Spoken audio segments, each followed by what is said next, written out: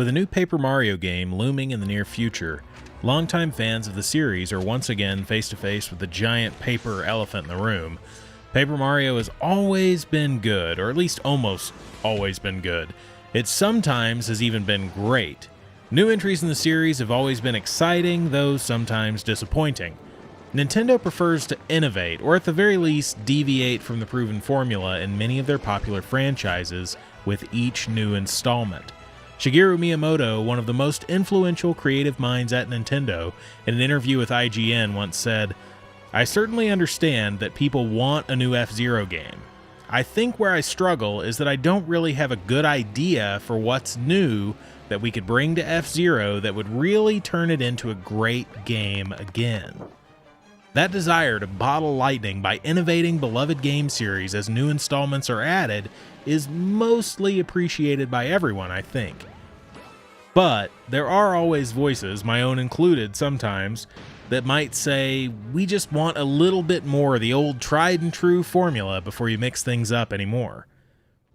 Well, welcome to Bug Fables. This is Paper Mario's spiritual successor without the fluff, also without the Mario. Developer Moonsprout Games didn't skimp on the charm when crafting the world of Bug Fables, and I felt totally satisfied with the complete package here so far. I should say that I was sent a copy of this game for free by the developer in order to share with you, but that hasn't influenced my opinion or anything like that for this video. I should also mention that this quick look isn't really a review, but rather the equivalent of a friend telling you about a game that he just started playing and maybe why you would want to start playing it too. So anyway, that said, I've been playing Bug Fables and it's really cool and you should play it. Without spoiling any of the story beats, our party gets together pretty quickly and the game wastes very little time with exposition to get us familiar with the world we're playing in and our characters. Kabu and V are pretty instantly identifiable as the Muscle and the Pipsqueak types that start turning the story gears when we first meet them. I'm not that far into the game yet, but I have enjoyed watching the characters get to know each other so far, and I'm excited to see how different the dynamic might be between them as the story progresses. Once you get your first objective, you're let loose pretty quickly to explore and start stretching those combat muscles. Fighting enemies here is snappy and feels honestly exactly like the early Paper Mario games to me, I think. Each party member has unique attacks and maybe more importantly, unique attack inputs that keep the combat feeling fresh as you fight different enemies. One example of this is that Kabu uses his horn in the same way that Mario would swing his hammer in the early Paper Mario games, where you would hold back on the stick and then once the light lights up at the end, you let go of the stick, and based on your timing, you might perform the attack better than otherwise. Defeating some enemies might require Kabu to use his horn to flip an enemy over into a more vulnerable position, whereas flying enemies or hanging enemies might require V to step in and attack at range to knock them down into Kabu's shorter attack range. This system could easily be pretty frustrating, but the combat system gives you a few tools that make playing strategically feel way more rewarding than it could have. For instance, enemies will prefer to attack the leader in your party, so you can arrange your members in the order that you want enemies to focus on them, to some degree at least. Enemies will still target other members occasionally. So remember how I mentioned that you might need to use V's ranged attack before being able to use Kabu's short-ranged attack. What could easily be frustrating instead becomes a pretty valuable strategic advantage that you have over the enemies, because you could freely swap between whose action you want to use and in what order you want to use them on any given turn. V can knock them down and Kabu can smash them up, even if you didn't start the fight in the correct order to do so.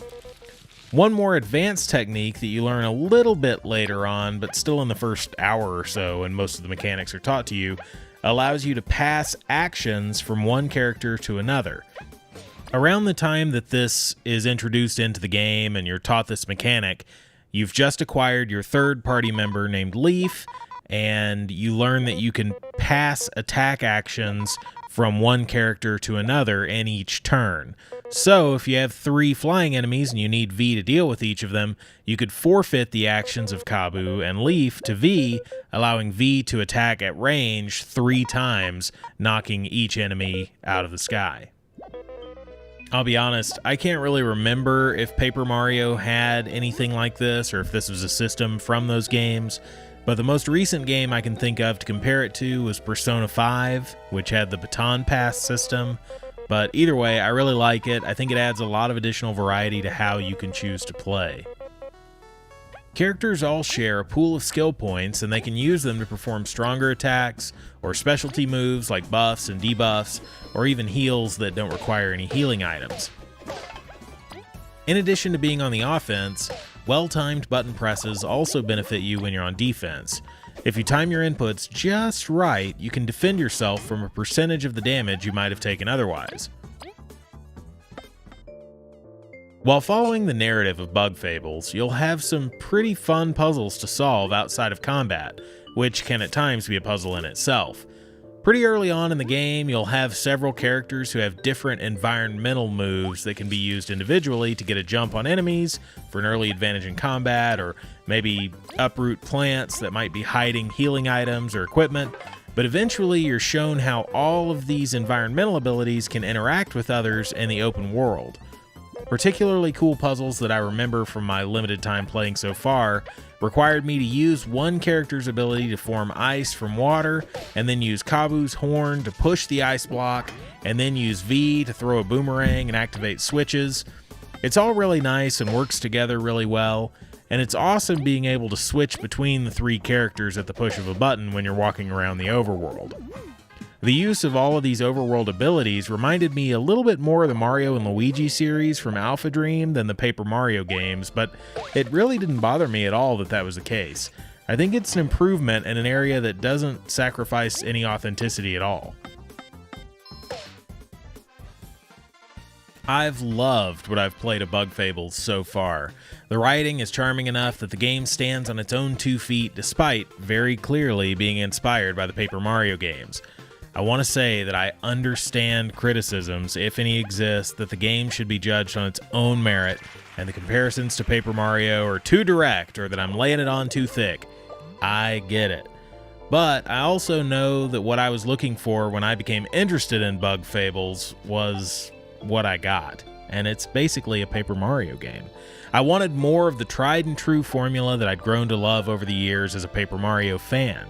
I can safely say now that I'm both a fan of Nintendo's classic and of Bug Fables, and I'm excited to see how Moonsprout Games improves on the fantastic first entry in future installments. There's plenty of room in my game playing for both games, and I didn't really miss Mario all that much after playing Bug Fables for a while. That's amazing, and it's a real compliment to the job the developer has done. You can buy Bug Fables on PC, Xbox One, PS4, or Switch for the low, low price of $19.99.